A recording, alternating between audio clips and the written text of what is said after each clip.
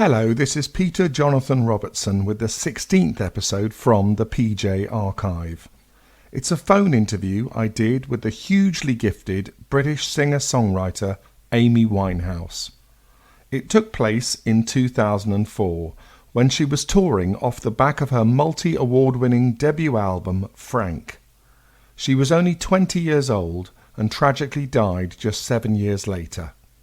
On this occasion, Amy talked me through her favourite albums at that time. Hi, Peter, all right? Yeah, thanks. We're going to do your records now. Yeah, I guess so, yeah. So whereabouts do you keep your record collection? May we know that? Most of my favourite CDs are in the kitchen. I've got a lot upstairs. Most of them are upstairs in my bedroom, but the ones I listen to a lot, but most at this particular time, I have in the kitchen.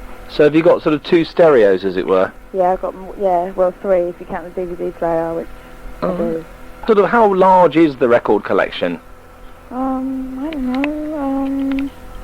I don't have that much CDs, like maybe 400 or so, 300, 350, 400 CDs. And do you have any vinyl records? Yeah, I'm not a big vinyl collector though. I've only just got decks, so I've maybe got like 40. And how sort of... I'm a real CD girl. How sort of broad would you say your taste is in music? I'm a fascist when it comes to music. I don't have a broad taste. I don't listen to any pop shit. I don't listen to any folk shit or country shit. I listen to straight groove stuff that I would play on as a guitarist, like jazz or hip-hop or R&B, stuff that I would like to play on, that's groove-led, beat-driven stuff.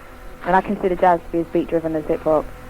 And are there some CDs you play over and over again, or do you tend to... Yeah, without doubt. Yeah. And this is the sort of the 10 you're giving us here, is it?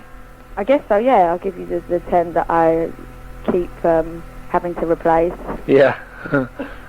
What's the first one you've chosen? I guess the first one that I listen to the most is Mos Def's album Black on Both Sides. Black on Both Sides? Yeah. And tell us about this album. It's a wicked album. It came out 5 years ago, and it's still undated. It's timeless. It fits in anywhere. And I'm probably going to still be listening to it and getting as much from it in 15 years as I am now. How did you first get to know about this album? I don't know. I'd heard about his name, and then I saw it in the record shop and bought it, and that was it, really. Right. That was it for me. And have you been to see him live? No, I haven't been to see him live, but I went to see Bilal in New York, and Mos Def was there. Did you speak to him? Yeah, I shook his hand. It was the most amazing. It was February the 25th, 2003. And what's your favourite tracks on this album? I love all of them, to be honest. I love it. Okay. Second choice of album, please. My second choice of album that I listen to a lot is probably the second Busta Rhymes album. What's it? Oh, what is it called? When Disaster Strikes. When Disaster Strikes? Yeah, that's probably my favourite album that he's done. I love Busta. He is fucking amazing, and that's probably my favourite album of his. Why is he effing amazing? He carries the energy, Busta Rhymes, that you don't see in musicians. He has an energy like he's got an instrument in front of him. You know what I mean? Mm-hmm. He carries himself highly, and it's just all wicked. The energy he's just got an amazing energy. The tracks are wicked, and he's just one of the most innovative people in hip hop. He's a pioneer, Busta Rhymes. You met him? No. No? Have you seen him in concert? Actually, no, I've never even seen him live. Okay, number 3, please. I guess another album I listen to quite a lot, or the classic album for me, is the Sarah Vaughan album. Right. And how did you sort of come across Sarah Vaughan in the first place? I don't remember. She's just always been there from as far back as I can remember. And how much of an influence on you has she been? Massive. She's a massive influence on me. Like, she's one of my favourite. My top 3 singers are her, Dinah Washington, and then Minnie Riperton or Denise Williams or someone. Right. And when you like an artist like this, do you sort of study them, find out a bit about them and stuff, look them up on the internet and so on? No. The music tells you so much more than you would ever need to know. Okay. And why this particular album of hers? Because she does a rendition of Lullaby of Birdland that I think is beautiful, as well as she does the thing of April in Paris, where just before the instrumental, the verse coming into the instrumental is she's saying, the last line is, "What have you done to my heart?" And then the piano comes in for a solo, and it sounds like the heart, thinking about something. The heart's kind of working and thinking, and then the trumpet solo comes in, and it is like the heart singing. Like, it's an amazing, amazing piece of music. Number 4 album, please. I'm actually standing in front of them right now, looking at everything. Okay. I really like the album. I love the Lauryn Hill album, Miseducation. That was an amazing album, and I think girls, I'm very, very lucky to be a young lady of a time where we not only have had Lauryn Hill's album in our consciousness, but have grown up to it and been at a crucial point in our growth, mental growth. You know, girls of my age. Did you buy this when it first came out? No, or did I? No, I don't think I bought it because no one had to. No one had to buy the album. Everyone knew someone who had it, and it was always around, you know what I mean? It was always being blasted from people's houses, so it was like you didn't need to have your own copy because you'd be at your friend's house anyway, and she'd have one anyway. Did you like her work with the Fugees? Yeah, I loved that. Favourite track on Miseducation? To Zion. Right. To Zion is such a special song to me that I've only heard it 3 times in my whole life. Because I won't let it die on me, you know what I mean? I will not let that song... I will not overhear that song, you know what I mean? Never. Yeah. Okay. So special, I can only listen to it, you know. 5th album? I like Thelonious Monk Plays Duke Ellington. I love that album. Right. I've lost it, someone nicked it off me. I like the Missy Elliott album. What album do I really like? I like her new album, but I really like her album, The Real World. Why? It's got She's a Bitch, and it's got All in My Grill, and that was kind of the first time that me and my friends knew who she was. And were you instantly hooked, as it were? Yeah, straight away. She's so inspirational. Yeah, I met Missy Elliott. That was amazing. Tell us about Missy Elliott. Is she a hero of yours? Yeah, she's a proper hero of mine. Like, I couldn't even look down. She was standing right in front of me, and I was singing a gig. I was doing a gig, and I couldn't even look down in front of me because I was like, Missy's right in front of me. She's right in front of me. Oh my god, she's my idol. She's my idol. So. When and where was that? That was at the Hempel Hotel for a MAC party for AIDS awareness. That was about a month and a half ago. Oh no, it's about 2 months ago. And did you get to speak to Missy Elliott afterwards? Yeah, and Timberland. They were amazing, beautiful people. And what sort of things did you talk about with Missy Elliott? Well, music and work, and you know, it's a meet and greet. It's like, hi. Did she say anything to you that you'll always remember, though? Yeah, but that's private. Oh, okay, fair enough. And has she commented on your music at all? Yeah, she did. It was great. And what else? Was she everything that you expected her to be? Yeah, she's a beautiful person, and she's tiny. She's really small. The 6th album, please. I'd probably say the De La Soul album, one of the new ones actually. Right. I really like Bionics when that come out. I really like that. Just explain a bit more about De La Soul. Tell us a bit about them.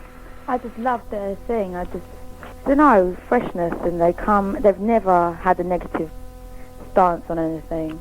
Right. They've always come completely on the positive and from a real fresh kind of perspective. And I like that album in particular. I love the Slick Rick collaboration, and I like the tune. And I like the tune they do with Elizabeth Bingham called Special. That's a proper tune. Their single off that was that tune Baby Fat, which was wicked as well. Have you seen them live? No, I haven't. And do you watch these sort of bands on MTV or whatever? Yeah, I'm more likely to listen to it. Have you met them at all, or come across them? No. No. Haven't met anyone. Okay. Apart from Missy Elliott? Yeah, I've met Missy. Okay. Number 7, please. I would say number 7 would be Donny Hathaway live. How did you come across Donny Hathaway, as it were? Again, I don't remember. just sort of part of your life for a long time. Yes. And why this particular album of his? It's just an amazing album. It has so much soul. His bands are amazing. He is so on point, and he does songs like You've Got a Friend and Jealous Guy, and it's wicked. And he does this song called We're Still Friends, which is just one of the best breakup songs ever written. And do you ever do covers of people like Donny Hathaway? Yeah, all the time. Right. Which of his have you covered? I haven't. But I do covers all the time. I do jazz mostly. Do you know much about Donny Hathaway? Like I said, with the music, that says more than anything about his life. I know he committed suicide. Yeah. But to me, his music still says more about him than that fact in itself. Yeah. Okay, that's great. Number 8, please. Number 8 would probably be Dinah Washington's album, Swingin' Miss D. Oh, right. Okay. Just because she did that with Quincy Jones when he was really cute and young, and does some wicked songs. And she's a jazz singer that smacked it. She was a blues singer that sang jazz, and she made jazz hers. Really, she really made it hers. Every song she sang, she did in her style, and she made it her own. Yeah, and for that, I take a lot. From that, I take a lot, I should say. Favourite tracks? I like Is You Is or Is You Ain't My Baby, even though someone did some fucked up remix of that recently. I like, what else is that? I like everything on that album. They Didn't Believe Me, and I'll Close My Eyes. Drown in My Own Tears is a tune, and yeah, Drown in My Own Tears is wicked. Okay, excellent. That's a Ray Charles tune. Right. Number 9, please. Number 9 would probably be the Salt and Pepper album, Very Necessary. Oh, I love Salt and Pepper. Because I was about 10 when that came out, and that was the first stuff I knew of Salt and Pepper, apart from like Push It when I was really young. But like when they come out with Shoop and they did that tune with On Vogue, What a Man, I was just like, oh my god, I loved that album. I rinsed it. I killed it. That album. What's happened to them now? The Salt and Pepper. Yeah.